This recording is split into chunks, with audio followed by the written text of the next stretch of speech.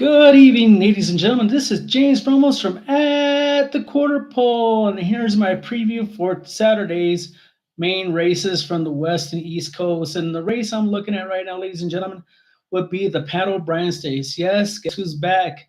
Senor Buscador, the pride of New Mexico, is back racing in 7/8 of a mile at the Pat O'Brien. This will be his first race back, so coming third in the Dubai World Cup. This is nothing but a prep race, but it is a good prep race because that's about at 7/8 of a mile. Raging Torrent will be my pick in this race because I think he has found form. He's won the Maxwell Stays out east. He's coming to the West Coast to get a piece of the pie at the Pat O'Brien. I believe he'll get 5 to 6 to 1 with this horse. All the money's going on a Chosen Run and also Senior Buscador. Chosen Run would be the favorite. He won the Bing Crosby last out. Nothing wrong against that race, but I'm taking the price of Raging Torrent. I think he has the right profile to win this race. Like I stated earlier, that Senior Buscador's race is purely simply a prep race. Now, this is a great prep for either the Breeders' Cup Classic or the Breeders' Cup Mile. And believe it or not, I know there's a lot more money in the Breeders' Cup Classic. I just think he's just a furlong short running a mile and 1/4. I think his best distance is all the way up to a mile and 1/8.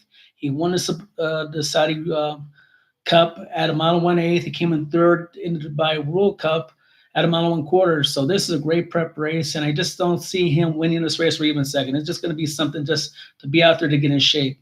So Raging Torrent is my pick in the Pat O'Brien. Going back to the East Coast at Saratoga will be the Alan Jerkins. The Alan Jerkins got a great race, the field 11, and my two horses in that race would be two.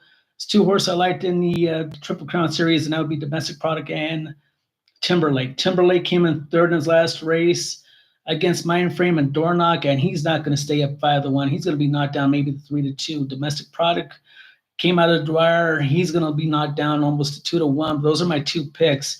I don't like the underlay to it, but if I'm looking at the racing form, they are the classic feel. The only thing that's running against Domestic Product and Timberlake, I doubt that both these horses are 7/8 of a mile horse.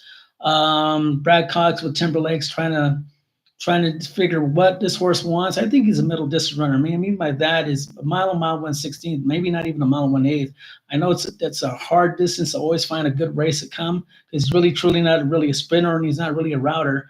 7/8, he will say that'd be a perfect distance. I think he still needs more ground. So does Domestic Product needs more ground than 7/8 a mile. The profile horse will be Bookham Dano. Looked really good in the Jersey Stakes, and he's 7-2 as the morning line. That's how competitive this race at. Now, the surprise in the Punch Bowl would be the Ottoman Empire. Why 20-1 Ottoman Empire? If you look back at his race in the Pat Day Mile, that was the horse that won out of the race was Seize the Gray. Yes, the same Seize the Gray that won the Preakness. He won that race, so that could be a live race, ladies and gentlemen. And Ottoman Empire at 20-1 is a must-use in exactas, and I would definitely box him with Domestic Product and Timberlake in the Alan Jerkins, and that is my pick for the Alan Jerkins. Going for the Sword Dancer at a mile 1/2, and there's no value here, ladies and gentlemen, because Charles Appleby has has this race locked up with Silver Knot, and he has his other runner, but his other runner went to Manhattan. Silver Knot is the main go-to horse. I saw the field, not impressed with anybody else that could give these two horses running for the money. Silver Knot and the Sword Dancer. News and updates now, if you haven't yet heard, Arabian Night has been put to stud. He's retired now. They sent him to the Hillendale stables to start his breeding career. He didn't look good at the San Diego Handicap. I didn't think he was injured in that race. I'm not sure exactly what happened to him. All I know, he didn't run a lick. He had an easy lead going at 45-4 and just completely stopped to Dr. Venkman. So hopefully his stud duties career for Arabian Nights be a lot better. Also, one of my favorite horses, and God bless her, is Pretty Mischievous. Just got news today from Horse Racing Nation that he will be out, put to retired. Unfortunately, he's not going to make it for the Breeders' Cup Distaff. He was my long shot play, and I stated repeatedly that if he stays healthy, he's got a shot. He can't stay healthy, so she's out, put to stud now. Probably better off. Now, I don't know the rest of the field, but Idiomatics of the horse that you have to beat. Last year's champ is really good, and he's going to be hard to beat in the Breeders' Cup Distaff. News overseas would be City of Troy again. Aidan O'Brien horse won wire to wire Judgmont. And did he look good? Yeah, 12 horses.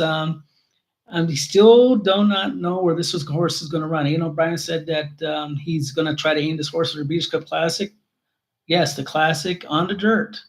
It's a bold move and a bold statement saying they're going to see the Europeans are going to try to push the American horses all around on the dirt races. And I says you better not bite more than you could chew because the United States is going to have plenty of good dirt horses running the Breeze Cup Classic. Just because they beat us on the turf doesn't mean they could just stomp us all over around on the dirt track. He's going to have to still run against much better horses on the turf. I'm still waiting for White Barrio. Senior Busquero shows up. National Treasure. The list goes on and on.